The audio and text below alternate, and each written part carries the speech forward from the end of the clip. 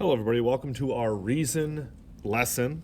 What we're doing here is we're just going to look at pictures and try to figure out the reason why the given statement is true.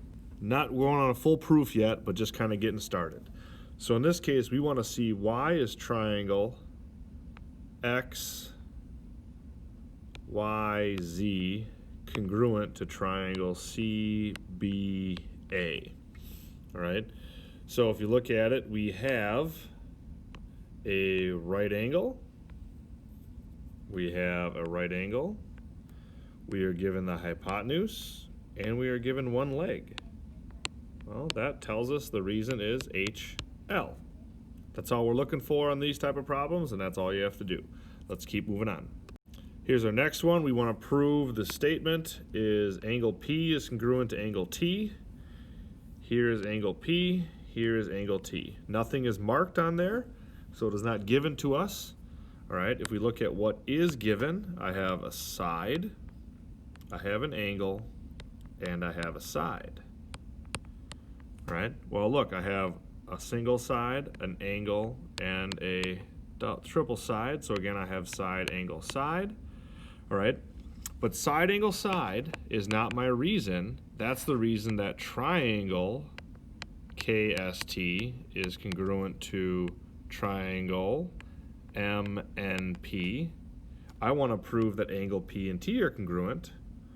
So if I have congruent triangles, then corresponding parts are congruent. So C, P, C, T, C. The corresponding parts of congruent triangles are congruent. That is the reason why those angles are congruent. Okay, moving on here, we have a statement of JH congruent to JE. So I want to look at my picture. Can I say that JH is congruent to JE? Well, given that I have angle congruent to angle, these would be called the base angles. If the base angles are congruent, then the other side, so that's the isosceles triangle.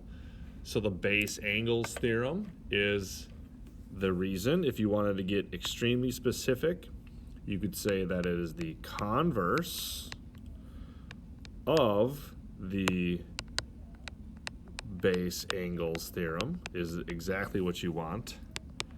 But because the base angles theorem is a biconditional, you could say base angles theorem. Next one, we're looking at angle 2 congruent to angle 5. Okay, well, there is angle 2, and there is angle 5. And if you take a look, I could actually go like there, angles 2 and 5. Well, they are congruent because they are vertical angles. Simple as that. Vertical angles are congruent.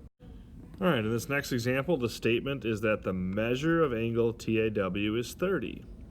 Well, here is TAW, and that needs to be 30 degrees. And is it 30 degrees? I would say yes. Okay, reason being, if I have 150 there, then there has to be an extra 30 there to make up the entire linear pair of 180 degrees. So these two angles are supplementary angles, so you could say supplementary angles is the reason. Another possibility, you could say that they are a linear pair. Either way, that would make the angle of TAW 30 degrees. Moving on here, we have a statement of WY congruent to WY. Well, here is WY. Why would WY be congruent to WY? Well, we would be able to mark that as a congruent statement, as a congruent segment. And the reason why it is congruent would be the reflexive property. That states that one segment is congruent to itself, so the reason is the reflexive property. Our next one is a statement that says HM bisects angle NHI. All right, so then if you haven't seen this symbol before, these three triangles, all right, that means therefore. All right, is that little triangle of dots means therefore, if you forgot. So then therefore, angle NHM is congruent to angle IHM.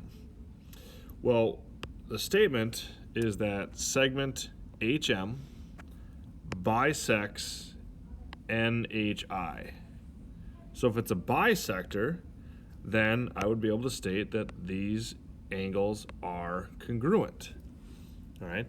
Well, why is that true? Well, that is literally the definition of an angle bisector. So whenever what you're trying to prove is literally the definition of what it is, then you just simply state it's the definition of that. So this case is the definition of an angle bisector. All right, here's our statement. So first off, we have angle 1 plus angle 2 plus 3 plus 4 is 345 degrees. Angle 1, 4, and 5 is 345 degrees.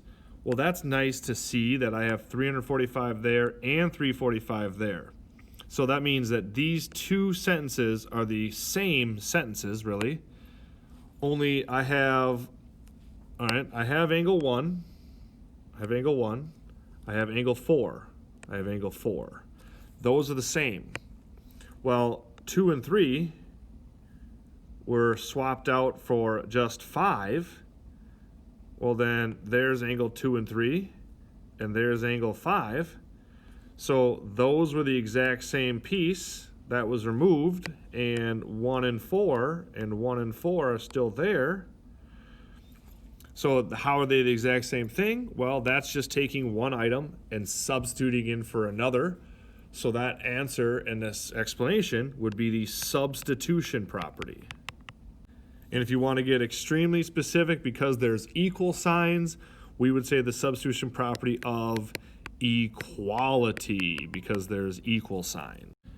All right, in this example, the statement is angle B is congruent to angle C. So why would angle B be congruent to angle C? All right, so you can see I have parallel lines right there. All three of those lines are parallel. There is a transversal right there. So what kind of angle are B and C? And if that's too hard to see right now, we can always draw the parallel lines here. There's the transversal, and then there's angle B, there is angle C.